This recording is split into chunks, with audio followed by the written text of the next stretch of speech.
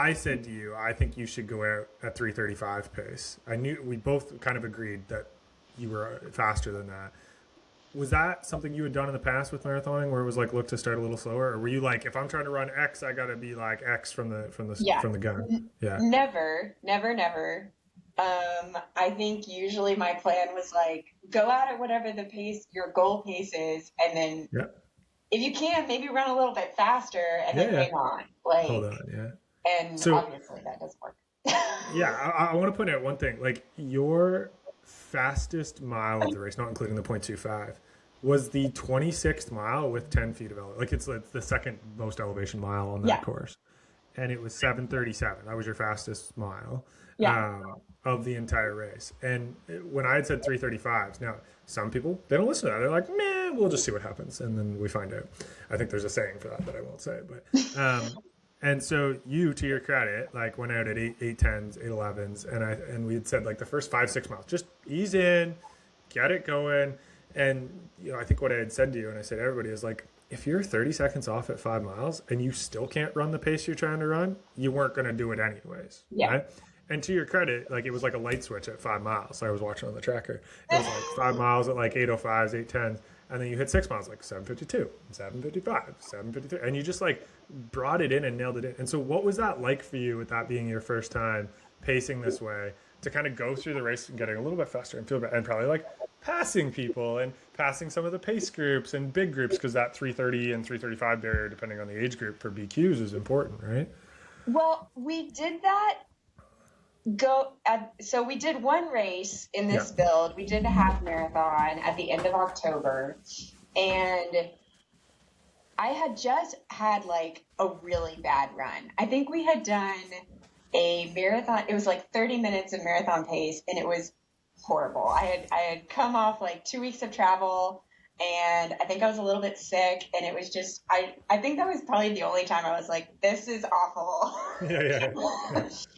And so the very next weekend, or maybe 2 weekends after that, was going to be the half marathon.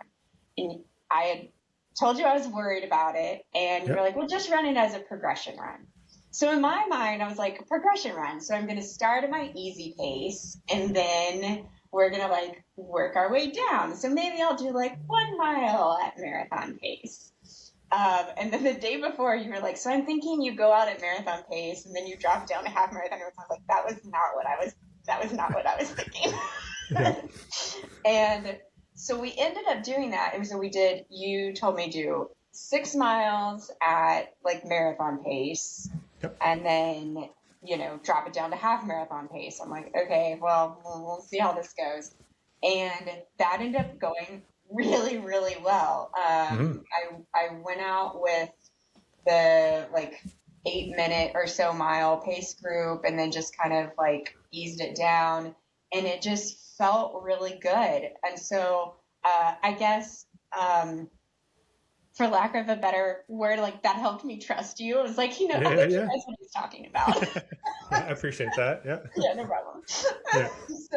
So when you told me to, I was like, okay, he's, he knows what he's talking about. Just do what he says. And I think in some ways too, like the marathon's so long that you kind of I need like little mini projects within Yep. the marathon. So, hitting those times, like those first 5 miles, no, we're going slow. You're going slow. This is the plan.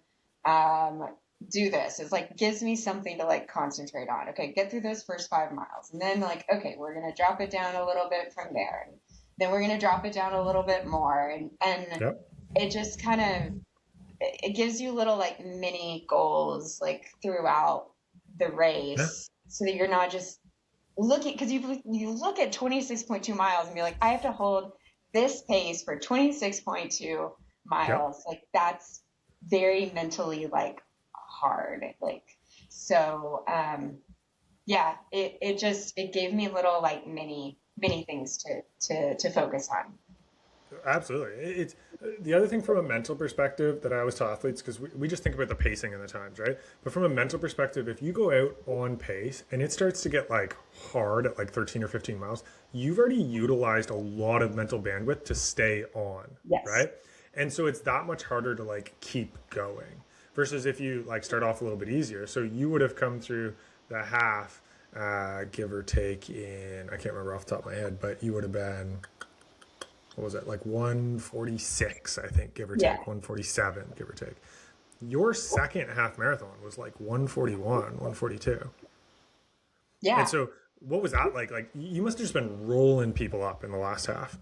I mean, I know that like, so there was only one pace group for my corral, like in front of me when I started. There was 3:30 pace group, and letting them go, like at the beginning, It's hard. just letting them go, knowing that like my goal is faster than them. That was hard. That was tough. I am, quietly competitive. So I let them go, and then at mile like 22, I like see them in the distance, and at mile 25, I passed them, or 24 and a half, 25, I passed them, and like that was such a crazy feeling, because it works so well. Like obviously from a physiological perspective, you're not getting in over your head and such. But then as a mental perspective, when you're at like 18, 19, 20, and you're passing people, you don't just pass people. It's like a hot knife through butter. It's like there's no resistance. You're just gone. They're not near you. Like, and that is so motivating, especially when you're like, I'm on a day. Like I'm running PR. This feels. Look at what I'm doing. Like you just get so many inputs of positivity, right?